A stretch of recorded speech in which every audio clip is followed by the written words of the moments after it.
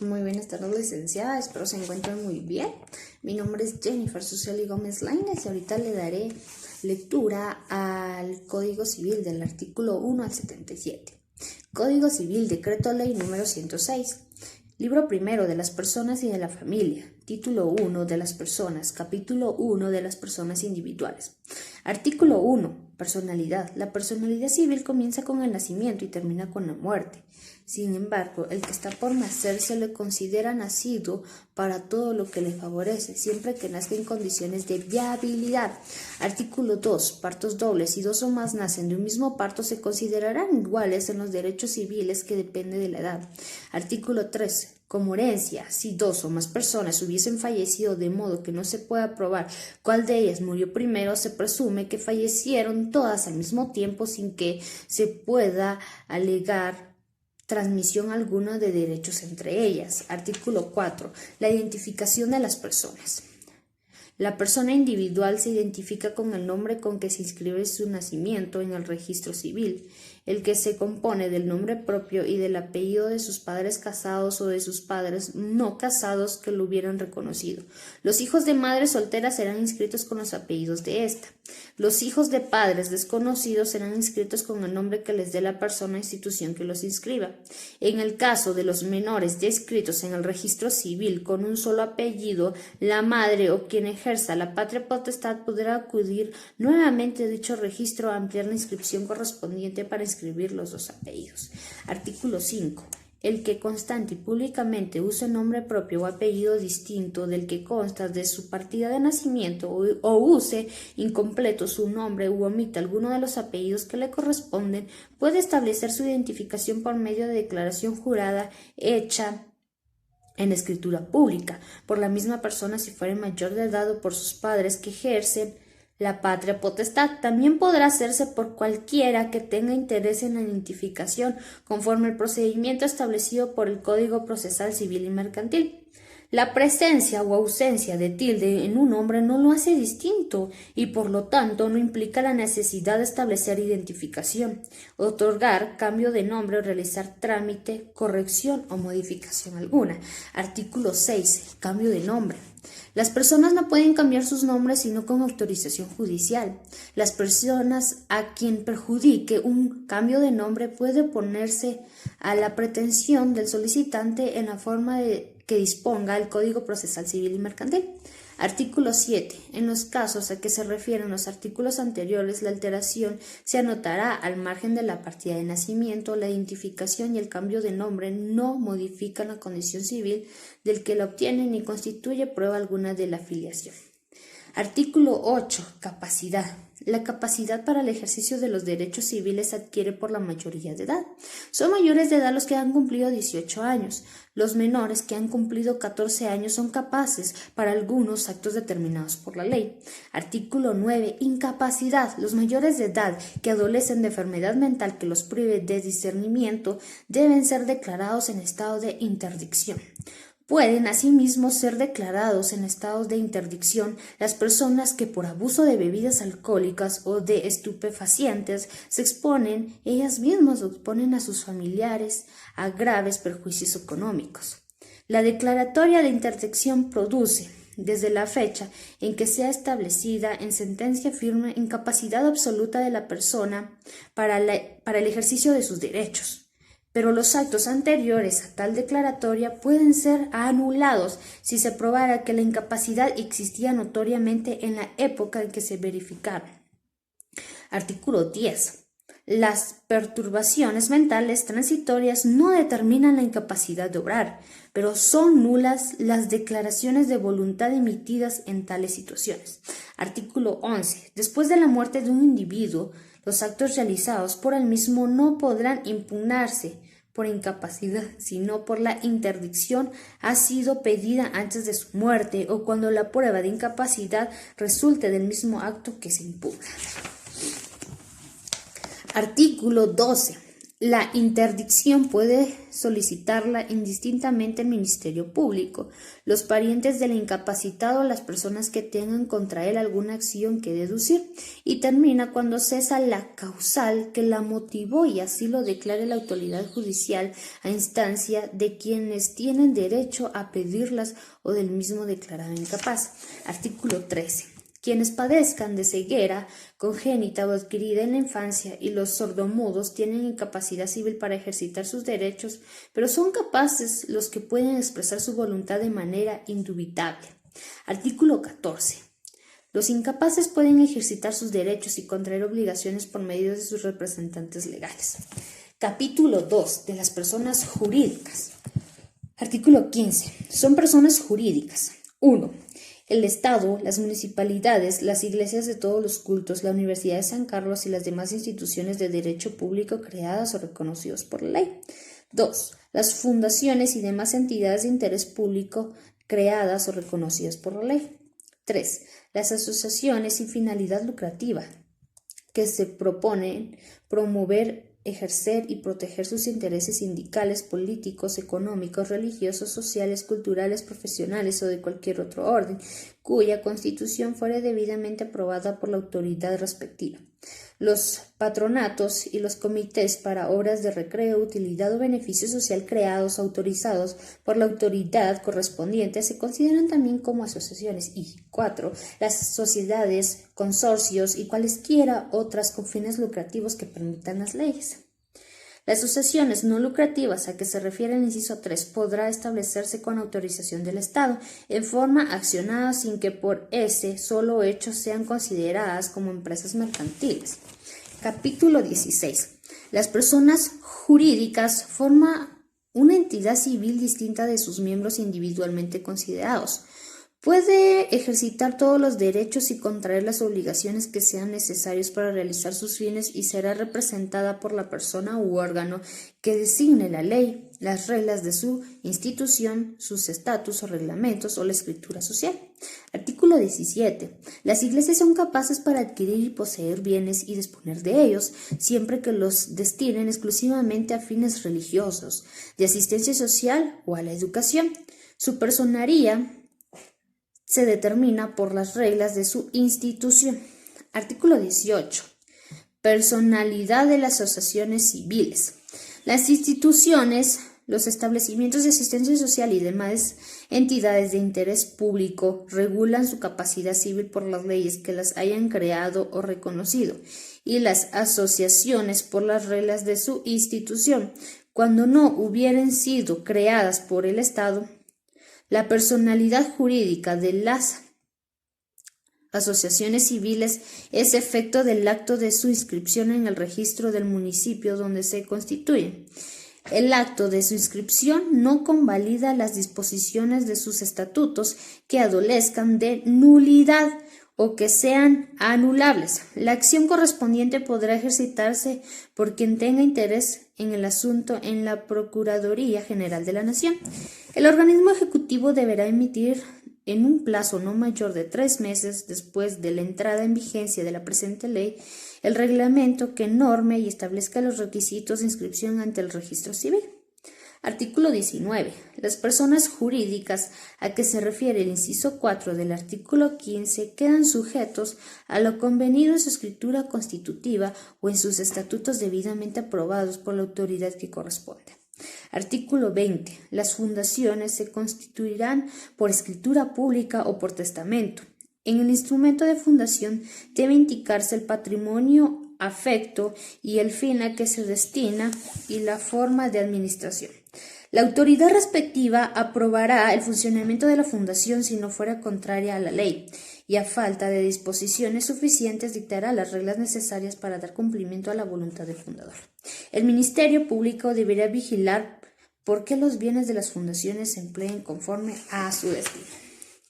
Artículo 21. Si el fin de la fundación no fuera realizable o si resultaran insuficientes los bienes para la finalidad propuesta o se hiciera oneroso su mantenimiento, probadas estas circunstancias ante el juez de primera instancia competente, será incorporado al patrimonio de la fundación a otra institución que persiga fines análogos, salvo lo que a este respecto hubiera dispuesto el fundador. Artículo 22. Las fundaciones extranjeras quedan sujetas a las anteriores disposiciones en cuanto a su aprobación y funcionamiento.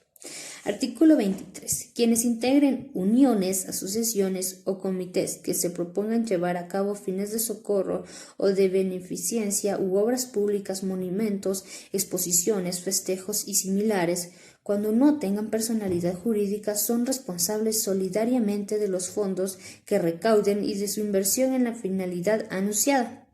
Cuando ésta no se haya realizado, los fondos recogidos serán destinados mediante disposición de la autoridad a fines de asistencia social.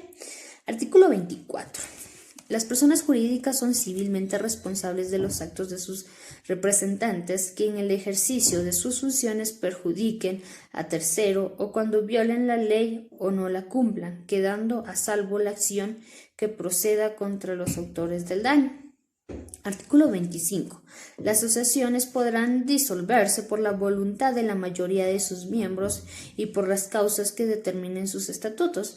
También pueden disolverse por acuerdo de la autoridad respectiva a pedida del Ministerio Público, cuando se compruebe que sus actividades son contrarias a la ley y al orden público.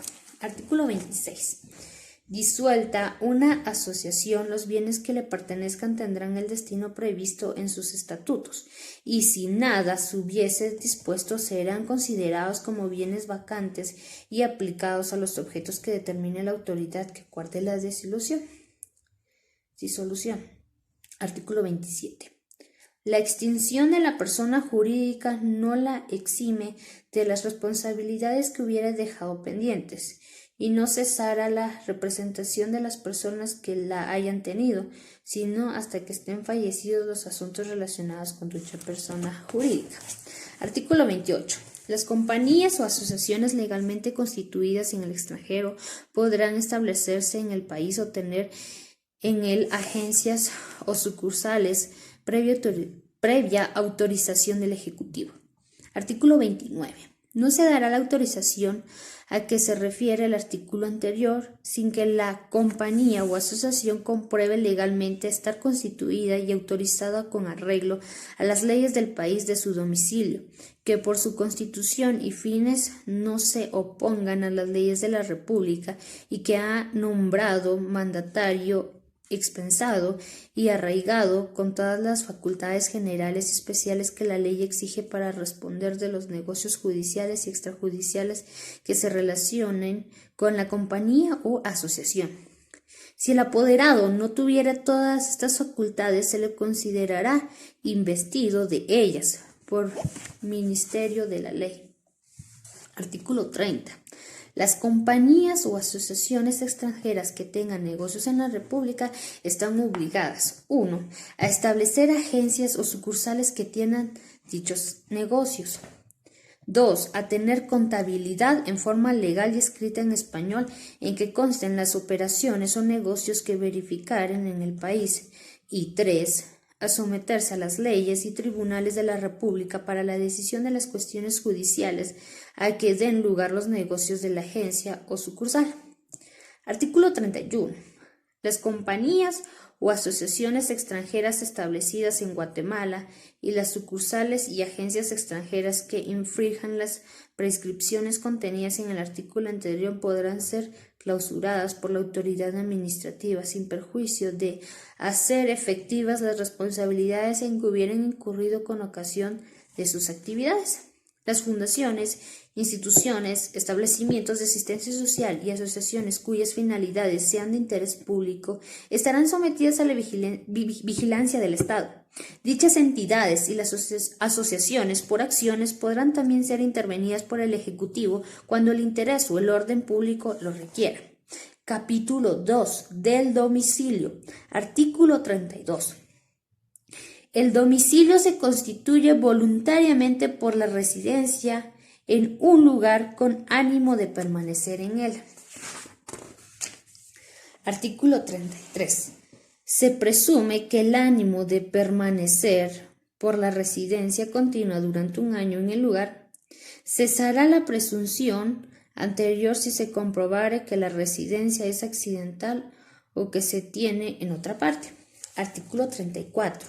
Si una persona vive alternativamente o tiene ocupaciones habituales en varios lugares, se considera domiciliada en cualquiera de ellos, pero si se trata de actos que tienen relación especial con un lugar determinado, este será el domicilio de la persona. Artículo 35. La persona que no tiene residencia habitual se considera domiciliada en el lugar donde se encuentra. Artículo 36. El domicilio legal de una persona es el lugar donde la ley le fija su residencia para el ejercicio de sus derechos y el cumplimiento de sus obligaciones, aunque de hecho no esté allí presente. Artículo 37. Se reputa domicilio legal a. Del menor de edad e incapacitado, de las personas que ejerzan la patria potestad o la tutela. B. De los funcionarios, empleados, dependientes y demás personas, en lugar que presten sus servicios, por los que accidentalmente se hayan desempeñado alguna comisión, no adquieren domicilio en el lugar. C. De los militares en servicio activo, el lugar en que están destinados. D. De los que se hayan extinguiendo una condena, un lugar donde la extinguen por la que toca a las relaciones jurídicas posteriores a ella. En cuanto a las anteriores, conservarán el último que haya tenido. Y E. De los agentes diplomáticos guatemaltecos residentes en el extranjero por razón de su cargo, el último domicilio que tenía en el territorio nacional. Artículo 38. El domicilio de una persona jurídica es el que se designa en el documento en que conste su creación o, en su defecto, el lugar en que tenga su administración o sus oficinas centrales. Artículo 39. También se reputa como domicilio de las personas jurídicas que tengan agencias o sucursales permanentes en lugares distintos de los de su domicilio, el lugar que se hallan dichas agencias o sucursales respecto de los actos o contratos que éstas ejecuten. Artículo 40. Las personas en sus contratos pueden designar un domicilio especial para el cumplimiento de las obligaciones que estos originen. Artículo 41. La vecindad es la circunscripción municipal en que una persona reside y se rige por las mismas leyes que el domicilio. La vecindad confiere iguales derechos e impone las mismas obligaciones locales a guatemaltecos y extranjeros. Capítulo 4. De la ausencia. Artículo 42. Es ausente una persona que se halla fuera de la República y tiene o ha tenido su domicilio en ella. Si considera también ausente para los efectos legales la persona que ha desaparecido de su domicilio y cuyo paradero se ignora. Artículo 43. Declaración de ausencia para la representación del juicio. Toda persona que tenga derechos que ejercitar o obligaciones que cumplir en la República y se ausente de ella, deberá dejar mandatario legalmente constituido con todas las facultades especiales para responder de las obligaciones del mandante, y si no lo hiciere, se le declarará ausente a petición de parte. Artículo 44. La declaratoria anterior tendrá como único objeto nombrar defensor judicial al ausente para los casos en que deba responder a una demanda o hacer valer algún derecho en juicio. Artículo 45. Si el ausente hubiera dejado apoderado sin facultades suficientes para la defensa en juicio, el cargo de defensor judicial recaerá en preferencia en este. A falta de apoderado, el juez nombrará a una persona de notaria honradez, arraigo y competencia. Artículo 46. Termina el cargo de defensor judicial del ausente. A. Desde que termine el litigio en que se le nombró. B. Desde que se provee de guardador de bienes al ausente. Y C. Desde que el ausente se apersone por sí o por medio del apoderado con facultades suficientes. Artículo 47. Declaración de ausencia para la guarda y administración de bienes del ausente. Cuando el ausente tenga bienes que deban ser administrados, Cualquier persona capaz o el Ministerio Público pueda denunciar la ausencia y solicitar el nombramiento de guardador de sus bienes. Artículo 48. Si el ausente hubiera dejado un mandatario, se procederá como lo expresa el artículo 45. Artículo 49. La ausencia debe ser declarada judicialmente. Concluido el procedimiento respectivo y hecho nombramiento definitivo de guardador, la persona designa entre las que menciona el artículo que procede recibirá los bienes llenando previamente los requisitos legales y asumirá la representación del ausente, cesando en sus cargos el defensor específico y el depositario provisional. Artículo 40. El representante del ausente es administrador de los bienes de éste y tiene las mismas obligaciones, facultades, provisiones de los tutores en lo que fueren aplicables. Artículo 51. El guardador tendrá derecho a una retribución anual que fijará el juez de primera instancia competente de acuerdo con lo dispuesto para la tutela en el artículo 340. Artículo 52. Cuando el guardador sea promovido por su culpa, no tendrá derecho a retribución alguna. Artículo 53. Termina el cargo de guardador. 1. Cuando se apersona el ausente por sí o por medio de apoderado. 2. Cuando se extinguen los bienes o dejan de pertenecer al ausente. 3. Cuando fallezca el guardador, se le admita la renuncia o se le remueva del cargo, según las reglas establecidas para el tutor en lo que fueren aplicables, en cuyos casos el juez procederá de oficio a nombrar nuevo guardador. Y 4. Cuando se dé la administración a las personas que indica el artículo 55. Artículo 54. El Ministerio Público y los parientes del ausente deben denunciar al juez de primera instancia respectivo las causas de remoción del guardador. Artículo 55. Administración por los parientes. La administración de los bienes podrá ser solicitada y ejercida por el cónyuge e hijos del ausente y, a falta de ellos, por los parientes consanguíneos en el orden de sucesión que establece la ley. Artículo 56. Antes de concederse la administración a los parientes del ausente, se practicará inventario y tasación de los bienes y liquidación o partición de los que pertenecen al patrimonio si el ausente fuera casado. Artículo 27. Los parientes se solicitaren la administración, constituirán hipoteca o prestarán fianza por el valor de los bienes del ausente. Mientras no se otorgue la expresada garantía, no cesará la administración del guardador. Artículo 58. Al entrar el administrador designado en posesión de los bienes, cesará la representación del guardador, quien deberá rendirle cuentas de su administración. Artículo 59. Los parientes que tuvieran la administración asumirán la representación legal del ausente y harán suyos los frutos naturales y civiles de los bienes. Artículo 60. El administrador no podrá enajenar ni gravar los bienes del ausente, sin llenar las formalidades que las leyes establecen en cuanto a los bienes de menores o incapacitados. Artículo 61. El guardador o el administrador que adquiera para el ausente bienes o derechos por sucesión u otro título gratuito deben denunciarlos al juez respectivo dentro de 15 días y emplearán hasta el valor de estos bienes o derechos la garantía que hubieren prestado. Artículo 62. Se reputa vivo al ausente para el efecto de adquirir por cualquier título mientras no se haya decretado la posesión definitiva de sus bienes. Artículo 63. Muerte presunta y posesión de los herederos. Transcurridos 5 años desde que se decretó la administración por los parientes o desde que se tuvo la última noticia del ausente, podrá declararse la muerte presunta de éste, y en tal caso podrán sus herederos, testamentarios o legales pedir la posesión de la herencia. Artículo 64.